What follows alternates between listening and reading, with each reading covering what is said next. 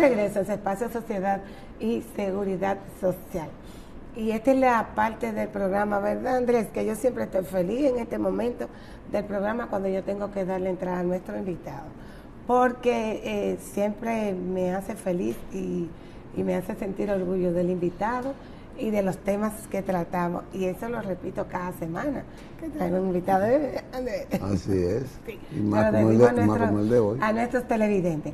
Nosotros en el día de hoy no podemos dejar pasar por alto el invitado y el tema que traemos, porque este invitado que tenemos en el día de hoy ha pasado, y la última vez que estuvo con nosotros ha venido aquí y ha estado aquí con nosotros porque es de esta casa de Sociedad y Seguridad Social. La última vez que estuvo aquí fue cuando cumplió sus 40 años de servicio, de trabajo, en todo lo que es el sistema dominicano de seguridad social. Cuando hablamos de una persona que le dedicó 40 años, le ha dedicado 40 años de su vida a una acción, a un trabajo, a una labor, ¿verdad? Pues estamos hablando de la experiencia tanto en el ámbito laboral como esa experiencia académica. Nosotros definimos simplemente así para darle entrada a nuestro invitado, Arismendi Díaz Santana. Don Arismendi, muy buenos días. Muchísimas gracias, Isabel, muchísimas gracias, doctor, por estar aquí. Yo me siento como en familia y sobre todo doblemente alegre por el tema y porque ya es viernes y viene el fin de semana. Dicen que el doctor Arismendi es el gurú de la seguridad social. El gurú de la seguridad social. Por eso dije que con 40 años de trabajo, de labor, de servicio, no necesita más presentación, ¿verdad? Y yo le exhibo ahora una postura que es muy atinada y muy necesaria. La gente no ha comprendido la trascendencia de la ley de la seguridad social, la 8701, y la ha dejado morir, se la ha dejado a las élites que manejen eso, y sin darle mucha participación. Los sindicatos, yo noto, es una participación particular, la han dejado como que los manejen así, pero el doctor ha asumido una posición para mí muy radical. Yo lo escuché esta semana en la postura de su libro Historia y Fundamento de la Seguridad Social, que es urgente, inminente la modificación de la ley de la seguridad social. Y él plantea muchas cosas, muchos términos, por qué es inminente, pero él plantea una desigualdad que para 20 años es como si fuera un abuso, una burla de lo que se ha hecho con la ley. Y entonces yo quiero que usted nos explique eso, doctor. Bueno, mire, la ley se concibió, como es natural, para proteger a todos los dominicanos y a los residentes en el país, porque la ley tiene una vocación universal. Y universal quiere decir, para que los amigos que nos están escuchando, el 100% de la población. Cuando la ley se aprobó, teníamos todavía un seguro social que no llegaba ni siquiera al 7% de la población. Por lo tanto, en estos 23 años se ha recorrido de una manera extraordinaria ese proceso, porque hoy ya las autoridades tienen afiliado a un 98.5% de la población. O sea que en ese sentido... En la parte de salud como que ha sido exitoso. Exactamente. Y en cuanto a la afiliación de la población, pocos países en América Latina tienen un porcentaje tan alto de afiliación, ¿verdad? De modo que ahí estamos ready, como dicen los jóvenes de ahora. Yo diría que estamos ready, entre comillas, por el tipo de afiliación, por la forma en que se ha hecho esa afiliación. Sí, no, a eso iba. Y entonces, pero además, doctor, usted sabe que, porque usted es médico, usted sabe que el servicio de salud en la República Dominicana siempre ha sido muy deficiente, particularmente en el sector público, donde los hospitales cada vez que se habla de hospitales la gente piensa en lo peor calidad, malas condiciones, filtraciones hasta en los quirófanos, deterioro de la planta física, ausencia de medicamentos, de insumos, de todo. Todavía tenemos 60 años en esas condiciones. Entonces la Ley de Seguridad Social propuso una serie de reformas para corregir esa situación. Y ahí es donde, doctor, estamos todavía muy atrasados, porque ninguna de las reformas importantes que plantea la Ley de Seguridad Social se ha ejecutado a pesar de tener 23 años de existencia de la ley. ¿Pero por qué no se ha ejecutado, doctor? Por los intereses, porque durante la época pasada comenzó con Balaguer y terminó con los demás gobiernos que le sucedieron, se privatizó totalmente la salud y la seguridad social. Para eso vino la 8701 post Balaguer. Exactamente. Entonces, no solo se privatizó, sino que se mercantilizó, porque hasta los médicos pasaron del juramento hipocrático a dónde está lo mío, yo voy a cobrar lo mío y a mí no me importa lo demás. La mayoría no obedece a esa lógica, pero hay una cantidad de médicos que cada vez lo único que le importa es cobrar más al paciente, sin dar un tratamiento debidamente considerable a la población. Porque eso tiene que ver mucho con la debilidad de la inversión del Estado hacia el sector salud. Y además de eso... Porque ahora es que, por la lucha de los médicos, ahora es que está teniendo una reivindicación más o menos regular. Pero los médicos, no la población. Bueno. Porque esos aumentos a los médicos no necesariamente se traducen en servicio. Pero eso es lo que le falta al Estado, disciplinar a los médicos para que traduzcan eso en servicio. Pero eso no depende de los médicos solo, depende de la rigurosidad de la gerencia. Déjame decirte, para ser sincero, que bueno, que los médicos aspiren a eso es en cierto modo explicable. Ahora, que el Estado no cumpla con su responsabilidad es lo grave del caso. Correcto. Porque ninguna de las administraciones que hemos tenido, no estamos hablando de estas, sino de todas en sentido general, y del Estado como tal, ninguna han cumplido con el compromiso que dice de que en salud primero la gente. Eso no lo han. Usted sabe que eso no es verdad. Eso no lo han asimilado. Exactamente, no se ha asimilado. Todavía estamos muy lejos de esa consigna, ¿no es así, Isabel? Sí, así es, pero sabe que, don Arismendi, usted acaba de decir que antes la salud estaba privatizada, ¿verdad?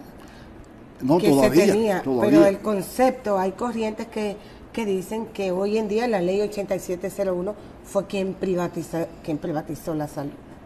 No, eso no es cierto. Bueno, en el libro queda claro eso, porque mira, el Seguro Social se quedó estancado permanentemente durante 40 años con una población de un 6% de afiliados, 6%. Balaguer dictó leyes para crear las igualas médicas privadas. Además, tomó fondos del Fondo FIDE de financiamiento y se lo dio para que clínicas privadas se construyeran y otras clínicas que ya existían se remodelaran y se ampliaran, privadas todas. Pero además de eso, Balaguer dispuso que todos los empleados públicos se afiliaran a esas igualas privadas. De modo que esa fue la realidad que heredamos nosotros. De hecho, déjame decirte, Isabel, que en el libro se explica claramente que entre el 1970 y 1995 hubo 4 intentos de modificación del Seguro Social, pero todas eran para engordar la burocracia, el clientelismo, y por esa razón ni los trabajadores ni los empleadores aceptaron esa reforma.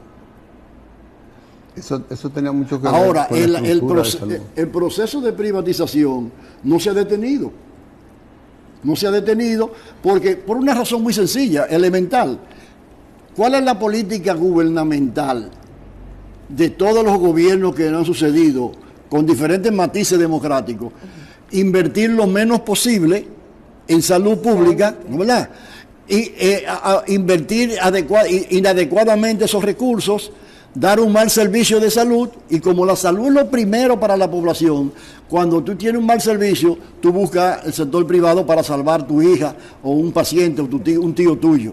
Entonces, ¿qué quiere decir eso? Que mientras más deficiencia hay en el sector público, más se desarrolla el sector privado. Seguro. Pero es que un segundito. Eso mismo ocurre en educación. Mientras más inestables son las escuelas públicas, mientras menos enseñanza y calidad tienen nuestros hijos en las escuelas públicas, más propensión tenemos a llevarlo a un colegio privado.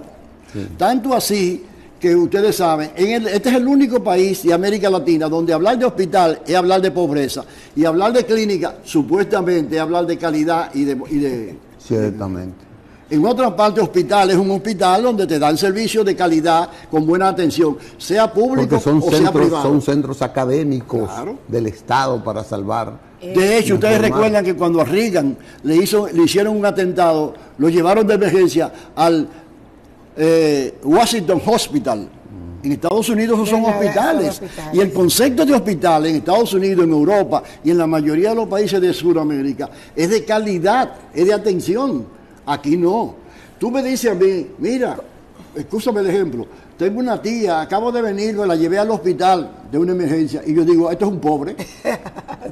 Porque le dan el trato de pobre. Claro. Sí, y por la calidad que... Pero además de eso, señores, en estos días, varios comunicadores, programas de mucha credibilidad en el país, han estado reseñando la pobreza que hay en los hospitales. Y además, usted se ha atrevido a reseñarlo en este libro. Así es. ¿Verdad? Sí. Que vamos a ver si nuestro director nos presenta en pantalla. Yo le envié la imagen del libro que acaba el don Arismendi de poner en circulación en esta semana y que es uno de los motivos por el cual él está aquí en el día de hoy. Historia y fundamentos del Sistema Dominicano de Seguridad Social. Yo creo que tenemos en este libro como una recopilación general de todo lo que es el sistema general, el Sistema Dominicano de Seguridad Social. Pero fuera de lo que es una recopilación general, yo creo que salimos del confort de estar como posando para las fotos, como yo digo, porque este libro dice la verdad de lo que refleja completamente el sistema. ¿Verdad? Sí, tú que lo has estado leyendo. Yo quiero que vayamos a una pausa porque desarrollemos el tiempo que falta en temas del libro. Porque hay muchos términos ahí, hay conceptos que él tiene que explicarme sobre eso. Así es. Don Arismendi se atrevió. Y antes de irnos a la pausa, sobre todo lo que me gusta del libro es que el libro, yo he escuchado y el mismo Arismendi ha dicho, bueno, va a ser un referente para las autoridades, para la toma de decisiones, ahora que se piensa, se modificará la ley en este cuatrenio, porque ya en este año no será. Pero yo creo que él va a ser un referente, no para las autoridades de ahora, sino para las generaciones futuras.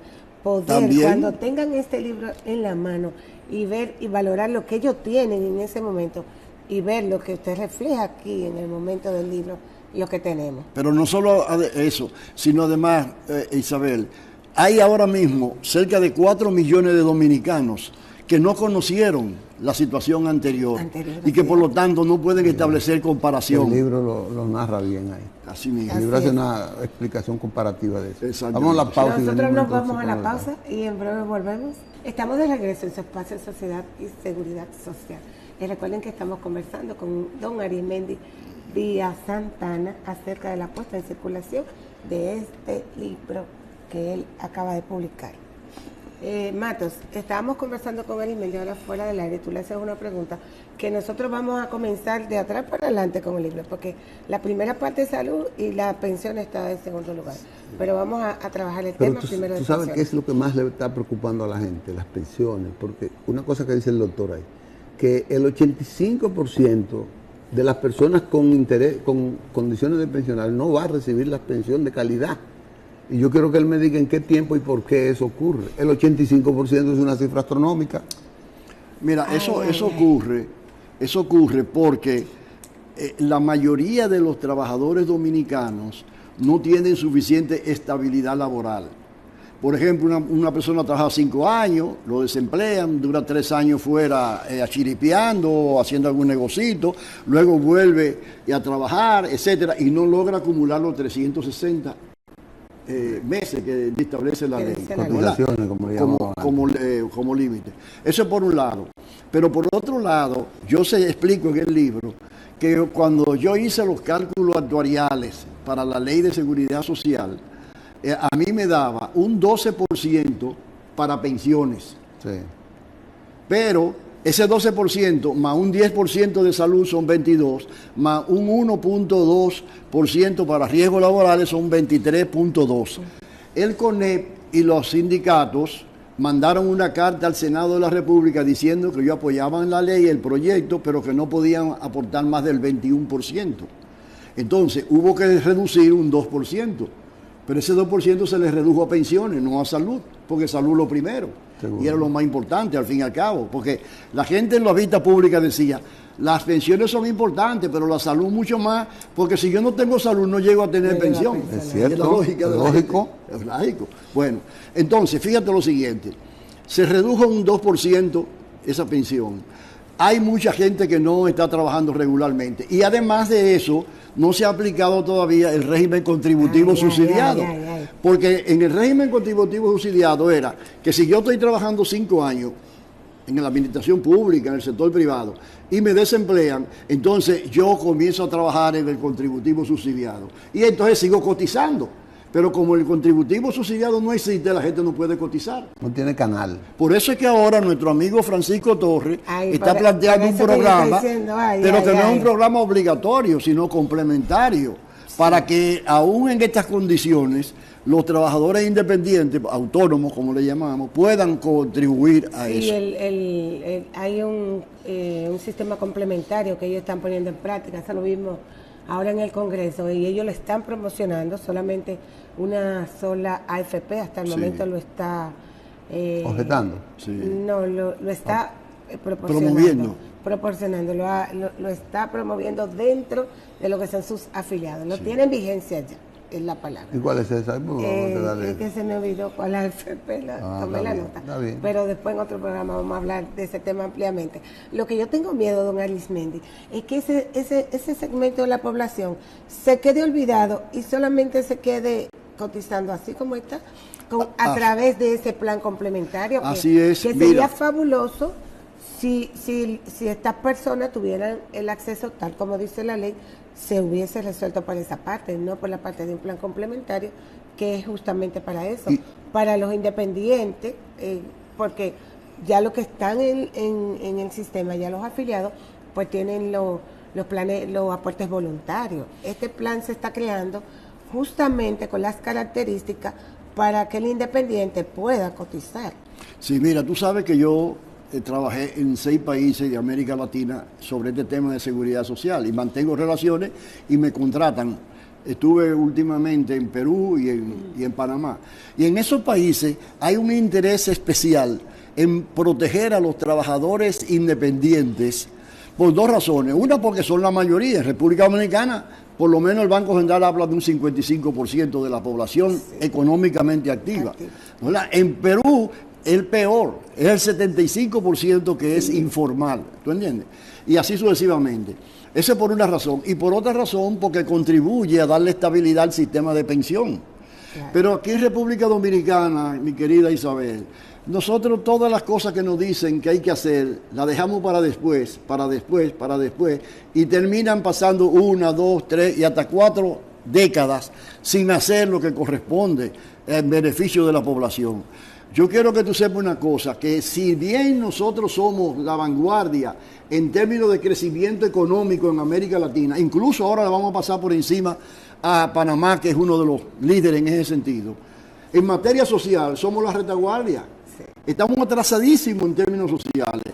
El gasto social en República Dominicana no es ni la mitad del promedio de América Latina de acuerdo a la CEPAL. Y ahora, excúsame, aumentándole a los médicos y quitando recursos de inversión, la situación se pone más grave todavía.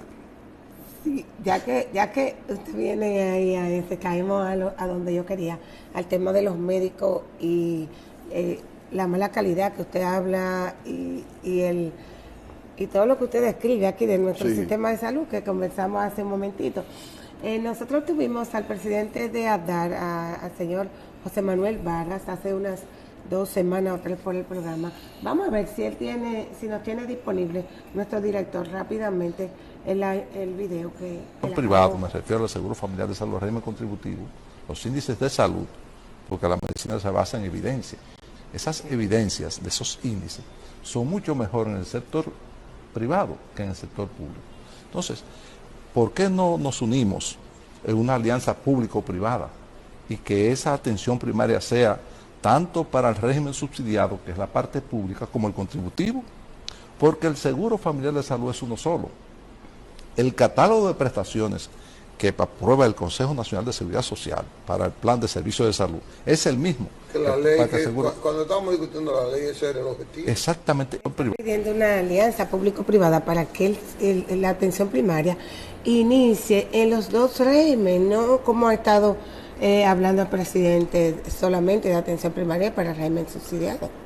Bueno, esas son de las deformaciones que, doctor, al margen de la ley se están aplicando en la República Dominicana o pretenden aplicar, comenzando por el colegio médico. No, es que eso no es el colegio médico, doctor, eso es el Estado. La atención primaria es un programa que tiene la ley, que tiene que aplicarlo el Estado. Sí, doctor, pero no se olvide lo siguiente. ¿Por qué usted cree que el Estado no lo ha aplicado? Porque no tiene autoridad, porque sí, pero el único que se opone a la atención primaria, en primer lugar, y atención primaria para todos, incluyendo a los contributivos, es el colegio médico. Porque no puede mandar un especialista a Elías Piña sin una remuneración especial. Él quiere mandar un médico general a Elías Piña, eso es lo que le pasa. Pero el Estado... Pero para la atención primaria no se necesita un especial. La especialidad del sector primario. Doctor, perdón. La especialidad en la atención primaria es de medicina familiar. Lo que se necesita son especialistas que puedan interpretar la situación integral del afiliado.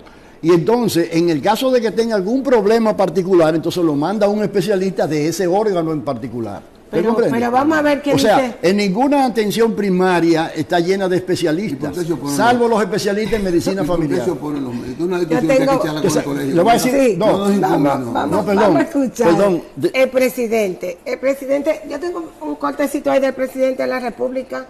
Vamos a ver si lo ponemos, Manuel, que ese es cortico. Yo estoy tomando el tiempo. A ver qué dice el presidente de la atención primaria. Ajá. En términos de seguridad social, nosotros se ha avanzado en mayor cobertura. No lo suficiente, bueno, no es lo suficiente, pero se ha avanzado en mejor cobertura. Ahora, nosotros tenemos que aumentar el per cápita para tener la atención primaria. ¿Cómo lo vamos a financiar ese per cápita? Nosotros eso estamos hablando de un poco menos de 20,000 millones de pesos. No un poco menos de 20,000 millones de pesos, vamos a hablar claro, porque yo quisiera hacerlo todo, pero ¿dónde van a estar los recursos? Eso también es algo que tenemos que ponernos de acuerdo para los recursos, y yo estoy de acuerdo en mejorar, o sea, en tener un verdadero sistema de seguridad social, estoy de acuerdo, y estoy de acuerdo con las críticas que se han hecho, pero vamos a decir que se necesitan más recursos. En términos de seguridad social, hay que aumentar per cápita. Ahí hay que hacer una aclaración, por lo menos una aclaración. Sí. Esos 20,000 millones que está diciendo el presidente se necesitan para la atención primaria del subsidiado. Exacto. Pero para el contributivo no, porque ya en lo que tú aportas, y lo que a ti te descuentan, y lo que aportan los empleadores, hay un componente ahí para atención primaria. Sí, porque de modo que la aplicación en la atención primaria, en el contributivo, no implica ningún sacrificio especial del Estado dominicano. Y no hay que aumentar la per cápita, como dice él, porque... Y hay, dentro del Plan Básico de Salud, hay un componente ya que es de PIP, o sea, promoción y prevención. El estudio que hizo la CISARRIL dice que a ese PIP hay que agregarle unos servicios más, y eso es lo que adicionalmente se necesita cotizar. Pero haciendo una recomposición de la cápita, con esos recursos se completa para comenzar. Además, finalmente, la ley plantea la gradualidad. Exacto, vamos a comenzar, no la conoce. Vamos a comenzar hace la gradualidad. 15 años pudimos ir invirtiendo por el Estado, aumentando el PIB del sector salud. Nosotros decíamos, ya hubiéramos tenido lo suficiente para eso. Mira, lo que pasa es que el presidente no te quiere hablar de eso. Este señor es testigo, porque ya estaba en el Congreso Nacional cuando nosotros estábamos promoviendo la ley, y nosotros decíamos lo siguiente: el sistema de seguridad social y el de salud en particular va a crecer como el pobre construye su casa, por etapas. ¿Qué hace un pobre? Se cocina un solar, tira unos bloques para arriba, ¿no? Le pone un techo poco a poco, etcétera, y después entonces le pone un piso mejor, le hace un baño adicional, etcétera. Así es que tiene que construirse la atención primaria en Sí, República Dominicana. gradualidad. Una deformación. La atención primaria, incluso, ojalá el presidente lo estuviese escuchando, no tiene que ser en un edificio de lujo. Lo que tiene que ser de lujo es la atención médica y del personal de salud. Eso es lo que tiene que ser de lujo. Entonces, si tú vas a hacer una millonada para poner una atención primaria en una zona rural por ahí, así no va a alcanzar el dinero. ¿Tú entiendes cómo? Mira, ve, por ejemplo, los colegios privados no son mejores que las escuelas públicas, pero los colegios privados no tienen esa gran infraestructura. Una cultura de lujo. ¿Tú entiendes cómo es? Nosotros decíamos cuando estábamos preparando la ley que lo único de lujo en la atención primaria es la atención del personal de salud y una buena remuneración a los médicos, a las enfermeras y a los promotores de salud. Usted llegó a donde estábamos ahorita. Exactamente. Eso es. Y termino porque se nos terminó el tiempo. Diciendo que la gradualidad estaba con un porcentaje del aumento del PIB al sector salud, de que en 10 años estaba en 1.8, ¿no? ¿Verdad? En 10 años estuvo aumentando en una proporción, iba a estar en 4. En 10 años, no tenía que hacerlo de un porrazo como en educación. Pero 10 años se atrasó. Todos los gobiernos lo atrasaron. Ahora este quiere hacerlo de un golpe. Y no puede ser. Tiene que comenzar poco a poco para eso. Nosotros, Mato, tú acabas de decir, ¿verdad?, que el tiempo se nos terminó. Pero yo, antes de irnos, necesito enviarle un saludito a Bernabé Matos. Usted sabe quién es Bernabé Matos. Bernabé Matos, allá en San Francisco de Macorís, que no ha estado viendo, ha estado pendiente del programa en el día de hoy. Y nosotros queremos mandarle un abrazo desde aquí. Bernabé fue director de la DIDA en San Francisco. Sí, el representante de la DIDA. El representante de la DIDA. Déjame decirte que tú conoces muy bien a Bernabé, la calidad que tiene, humana, profesional, él se vive superando constantemente, se ha hecho estudios de grado y de posgrado, etcétera. Y sobre todo, siendo un representante del sector sindical, es uno de la gente que uno tiene orgullo, porque ese tipo es honrado a carta cabal. Completamente honesto. Nuestro saludo para él. Nosotros tenemos que decirle a ustedes bye bye y a don Arimendi muchísimas gracias, felicidades por esta nueva producción, por este nuevo hijo, ¿verdad?, que viene a la familia de usted y a Matos. Gracias por estar aquí. Gracias a ti. Nosotros nos vemos hasta el próximo viernes. Y no acompañado hoy. Y en el Periodismo y Sociedad con el doctor Alfredo Polanco. Hasta entonces.